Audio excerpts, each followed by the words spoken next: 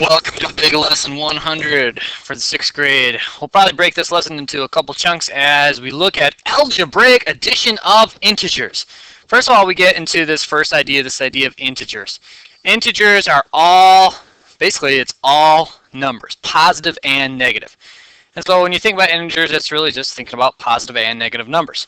But what we want to do with that is how do we add and subtract positive and negative numbers. And we're going to use a number line today to help us understand this concept. And some of it is pretty straightforward, and some of it makes you think a little bit. And so let's look at these ideas together. So if we were to look at our first problem, 8 plus negative 5, we will want to go about figuring out how to solve this. Now, technically, if we were to start this problem, we're going to start at 0. Right? If we start at 0 and then say, okay, I'm going to have an 8. All right, well, I'm going to move 8 then. So 1, 2, 3, 4, 5, 6, 7, 8. And now I'm right here. All right. From there, now I'm going to add a negative 5. When it says add negative 5, we're going to stop going to the right, and instead, because of this negative, it says reverse. The negative symbol means reverse what you're doing. All right, so we were moving to the right because we were adding, and now it says negative, reverse. Okay, reverse. So now I'm going to start from here, and I'm going to go back negative 5. 1, 2, 3, 4, 5. And I find out that I'm left at, even though it's hard to see, let's erase that. There it is, right there, the 3. And so in the end, our answer is 3. 8 plus a negative 5 equals 3. Let's try another one. All right. This time, we're going to start at a negative 4. So it says start by going backwards 4. So we start at 0, right? And we say, okay, I'm going to go negative 4. So 1, 2, 3, 4. So I'm starting here at negative 4. And now I'm going to add 7. All right? Add 7. Okay. Let me move this up a little bit because it's going to be getting in the way. So 1, 2, 3, 4, 5, 6, 7. And in the end, I'm left right here, which means my answer to my problem is negative 4 plus 7 equals 3. And so we start to see how this works together. Right? We've played around with this idea, especially when it comes to temperature. When we look at temperature, sometimes we see things like it's positive 20 degrees Celsius outside, and that's the high for the day compared to the low, which is negative 10 degrees Celsius. And the question here is, what is the temperature range? And so what we're looking at here is we're starting at 0, right? And we go up to a high of 20, and so we're right here for our 20. But then the temperature at the end of the day drops down to, or the low of the day is down here at 10. And now the question is, what is the range of temperature? And we wouldn't just go 20 minus 10, right? In the end, we would say it becomes a combination. All right, it's really a 20 minus a minus 10. But we'll get to that in just a minute, right? We would say, okay, there's 10 degrees plus another 10 degrees plus another 10 degrees. And the temperature range that we would say here is there is a range of 30 degrees Celsius, because that is how much change there was during the day. All right, that's a look at part 1, just understanding the basics. Now we're going to move into some more fun things. All right, come back for part 2. All right, welcome back to part 2. All right, so let's start playing around with what happens when we start mixing things up, mixing up all our different kinds of symbols. All right, we start here. We start with a negative 3. All right, so we're going to go ahead and place ourselves right here on negative 3. And then it says we're going to add a negative 4, right? So adding means go this way. All right, we know, okay, adding means go that way. However, the first thing we see is, boom, negative.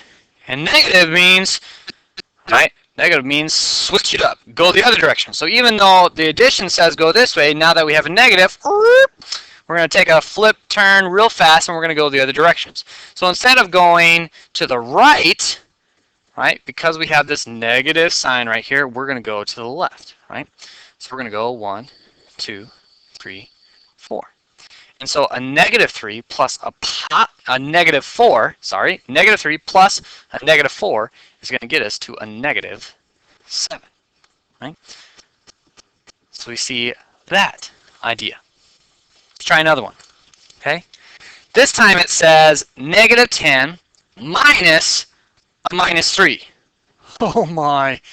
All right, and the parentheses are there because sometimes they're just there to help us understand what the value is. I could even put parentheses right here like this just to help us understand that that negative goes with the 10 and not to confuse it with just a minus sign. All right, let's start this one out then, right? It says, okay, we're going to start at negative 10 this time. Okay, we're starting at negative 10, right? Our symbol here is a subtraction, right? When we subtract, we go this way. However, we're subtracting a negative. And we know that once we have a negative, that means go the other way. Wait a minute. So we're subtracting, but then we have a negative number, and in the end, we're going to go this way? Yeah, you actually are. All right. It kind of goes into English, right? If you have a double negative, right? Here's our negative. Negative number 1, negative number 2. What happens when you have a double negative? It becomes a positive. And it happens to be the same thing in math. If you have a negative followed by a negative, really, we could rewrite this problem like this. It's a negative 10 plus 3. Our two negatives become a positive. So we say negative 10 plus 3. Okay, so if we're at negative 10, and now we go with our rewritten problem like this, right? Negative 10, and now we're going to add 3. 1, 2, 3. And that puts us right here at negative 7.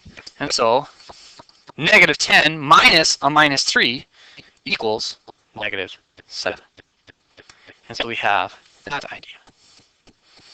All right, let's try one more. Okay, I got a negative 4 minus a positive 5. Okay, so we start here at negative 4.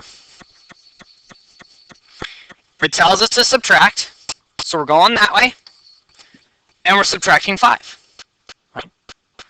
Don't let this fool you. You've seen this problem before. If you go 10 minus 5, what are you really doing? You're really doing a positive 10 minus a positive 5. Right? That's literally what you're doing. But if you had this problem in front of you, you would say, yeah, I'm just going to subtract 5. So now that you have this problem in front of you, don't be fooled. You know this already. You're just going to subtract 4. You're going to take our subtraction symbol, just like it says, right here, and I'm going to subtract 5. So if I'm starting at negative 4, right, starting spot, negative 4, subtract a positive 5. Okay, I'm subtracting 5. 1, 2, 3, 4, 5. So in essence, what we've created is we've taken a negative 4 and our 5, right? We're going backwards 5, so it's almost like we're doing this instead. A negative 4 plus a negative 5. And that's another way to think about that, because this negative, right, causes this to flip, and it ends up becoming negative 4 plus negative 5. But in the end, we get in our answer. So we can see that idea. All right, this is a new idea, a new concept, a new thought. Have fun with it.